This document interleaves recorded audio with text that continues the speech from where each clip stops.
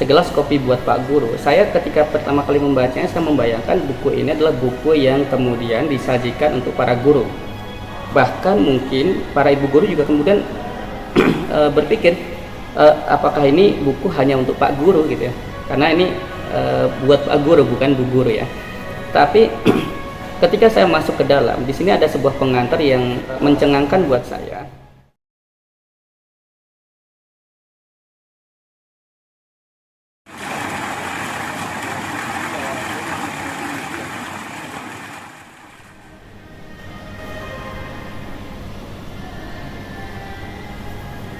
Bismillahirrahmanirrahim. Assalamualaikum warahmatullahi wabarakatuh. Teman-teman, saya sedang bersama sebuah buku yang baru terbit. Judulnya adalah Segelas Kopi buat Pak Guru. Ini buku karya Pak Sabarudin, atau akrabnya dipanggil Pak Sabar. Beliau adalah guru dan sahabat saya. Sebagai sahabat, kita tentunya mengapresiasi setiap karya sahabatnya, sehingga kemarin saya membeli buku ini dan menikmati sajian-sajian di dalamnya. Teman-teman, kalau kita membaca judul buku ini, Segelas Kopi buat Pak Guru, saya ketika pertama kali membacanya, saya membayangkan buku ini adalah buku yang kemudian disajikan untuk para guru. Bahkan mungkin para ibu guru juga kemudian berpikir, apakah ini buku hanya untuk Pak Guru gitu ya? Karena ini buat Pak Guru, bukan Bu Guru ya. Tapi ketika saya masuk ke dalam, di sini ada sebuah pengantar yang mencengangkan buat saya. Ketika beliau kemudian memberikan pengantar, ada sebuah judul, "Yuk Ngopi Dulu Kawan". Nah, di pengantar ini Pak Sabar ternyata menjelaskan bahwa isi buku ini sesungguhnya adalah hasil interaksi beliau atau pencermatan, pengamatan beliau terhadap aktivitas guru-guru lainnya. Kalau di pengantarnya bahkan dijelaskan, ini sesungguhnya untuk para siswanya, untuk para peserta didik, ya, agar mereka tahu bahwa apa sih sesungguhnya yang dirasakan oleh para gurunya, bahwa dedikasi para guru kepada para peserta didik itu begitu besar dan tak perlu untuk diragukan lagi. Nah, jadi ketika saya baca pengantarnya, saya kemudian mengkoreksi asumsi saya bahwa ini buku bukan hanya untuk guru, tapi ternyata bahkan sangat layak dibaca oleh para peserta didik. Jadi teman-teman, para siswa, ya, para peserta didik, jangan ragu untuk membeli buku ini ya.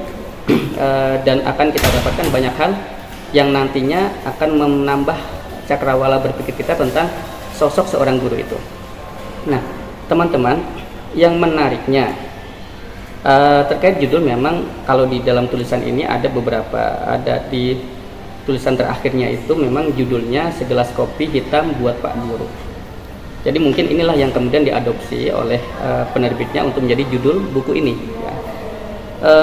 Di tulisan terakhir itu, Segelas Kopi Hitam buat Pak Guru, memang itu obrolan Pak Sabar dengan rekannya ya, seorang guru sejarah. Saya ketika membaca itu langsung saya juga punya latar pendidikan sejarah gitu ya. Saya pernah mengajar juga di SMP gitu ya. Saya pernah mengajar dan kemudian saya menyimpulkan ketika saya membaca itu ada kedekatan gitu, ada kedekatan rasa gitu. Kemudian teman-teman sekalian, kalau kita ini ada banyak tulisan di sini ya, semuanya menarik ya. Dari proses bagaimana mengemas kelas, memulai pembelajaran, berinteraksi dengan generasi Z dan sebagainya. Tapi dari semua tulisan ini saya terpaku langsung pada dua tulisan yang memang itu terkait dengan literasi. Karena saya punya background, saya seorang penulis juga, saya pengurus di sebuah komunitas atau organisasi kepenulisan di Indonesia. Di sini ada judul tulisan yang berjudul Menulis Kreatif Dimulai Dari Mana. Kemudian ada juga tulisan yang berjudul Rahasia Literasi Maju. Dua hal yang perlu dibiasakan. Ketika saya baca ini, saya tercengang. Ini Pak Sabar, ini kan guru matematika. Saya juga dulu, alhamdulillah ya, ketika SD saya menikmati matematika itu. Bahkan kemudian Allah kasih karunia, kemudahan untuk mendapatkan nilai tertinggi matematika di tingkat kabupaten ketika SD ketika itu. Nah, yang menariknya Pak Sabar ini kan guru matematika, tapi ternyata beliau punya konsentrasi terhadap dunia literasi juga. yang biasanya itu lekat dengan guru bahasa ya, guru ilmu sosial dan sebagainya. Nah, dan yang disampaikannya saya setuju gitu. Ketika beliau mengatakan menulis kreatif itu dari mana sih? Ya udah mulai aja gitu. Di sini misalkan ya saya coba buka di 61 itu di halaman 61 beliau menyampaikan ada 3 hal. Yang pertama ya kita harus apa namanya? Bentar.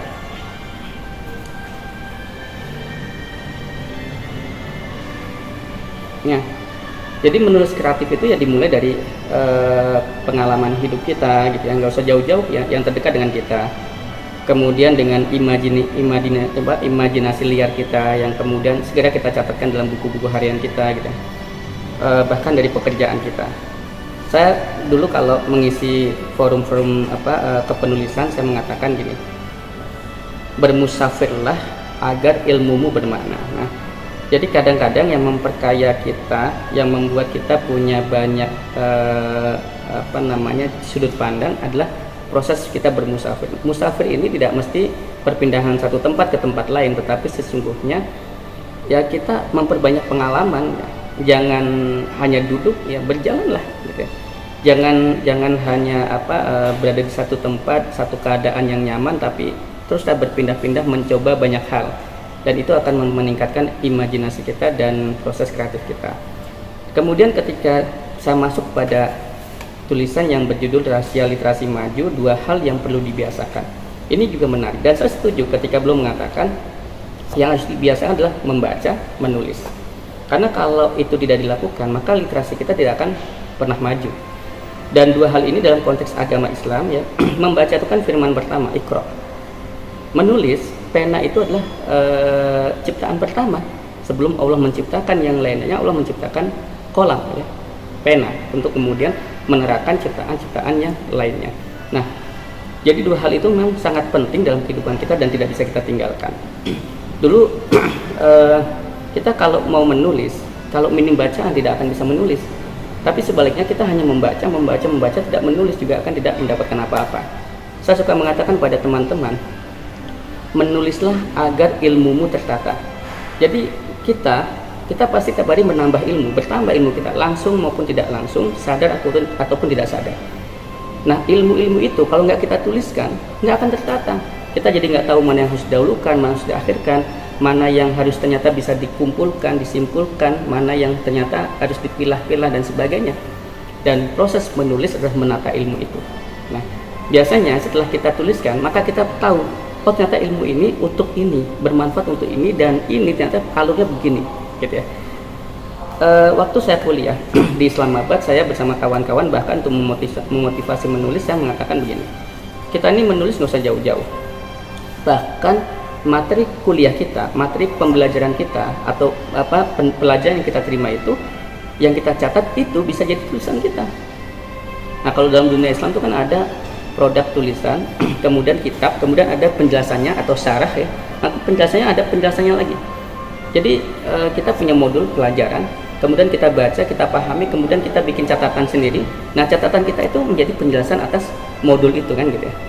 Nanti itu bisa bermanfaat buat kawan-kawan kita, bermanfaat buat adik kelas kita, bahkan adik kita, begitu. Nanti adik kelas kita setelah membaca catatan kita, dia bikin rangkuman lagi, itu bisa jadi hasil tulisan dia lagi kan. Dan begitulah berkembang. Dengan cara itulah kemudian ilmu pengetahuan juga berkembang. Jadi itu kawan-kawan sekalian, menarik ya. Masih banyak hal yang menarik di sini ya. Tentunya saya tidak akan bahas semuanya. Teman-teman layak untuk memilikinya. Para guru, para peserta didik, yuk miliki. Karena ketika kita baca ini kemudian kita jadi mendapatkan bahan untuk introspeksi diri kita, kemudian bahkan menjadi motivasi kita. Dan mudah-mudahan ini bisa menyegarkan proses pembelajaran dalam dunia pendidikan di lingkungan kita. Para kepala sekolah juga penting baca buku ini, karena di sini juga nanti akan membahas, oh ternyata penting loh kalau dalam agama Islam itu istilahnya amal jama'i ya, tapi sinkronisasi antar guru gitu ya, sehingga murid atau siswa peserta didik tidak jadi korban para guru gitu. Artinya gini, maksudnya pendidikan itu kan ada tujuannya. Kalau masing-masing guru bekerja dengan cara masing-masing gitu, itu yang kasihan peserta didiknya gitu. apalagi penugasan itu sangat-sangat parsial gitu, kepentingannya hanya kepentingan mata pelajarannya saja gitu. Padahal ya ilmu itu kan saling terpaut sesungguhnya. Nah itu selamat kepada Pak Sabarudin ya. Ini buku yang sangat menarik, ringkas. Kemarin saya beli, saya sambil nemenin ke anak saya bermain. Itu beberapa halaman terbaca, alhamdulillah ringan. Jadi silahkan dapatkan. Kalau bingung mendapatkannya bisa hubungi penulisnya. Kalau bingung menghubungi penulisnya bisa komen di kolom komentar, nanti kita bantu menghubungkan. Kalau mau mengundang ya silahkan diundang, nanti bisa datang ya, terutama yang ada di Kalimantan Barat, karena beliau tinggal di Kalimantan Barat, dan insya Allah kalau teman-teman di daerah ada dari kabupaten mana ya mau mengundang silahkan. Sekali lagi selamat pada Pak Sabar, karya yang menarik, ringan tapi penuh dengan hikmah. Mudah-mudahan ini bermanfaat bagi dunia pendidikan kita. Wassalamualaikum warahmatullahi wabarakatuh.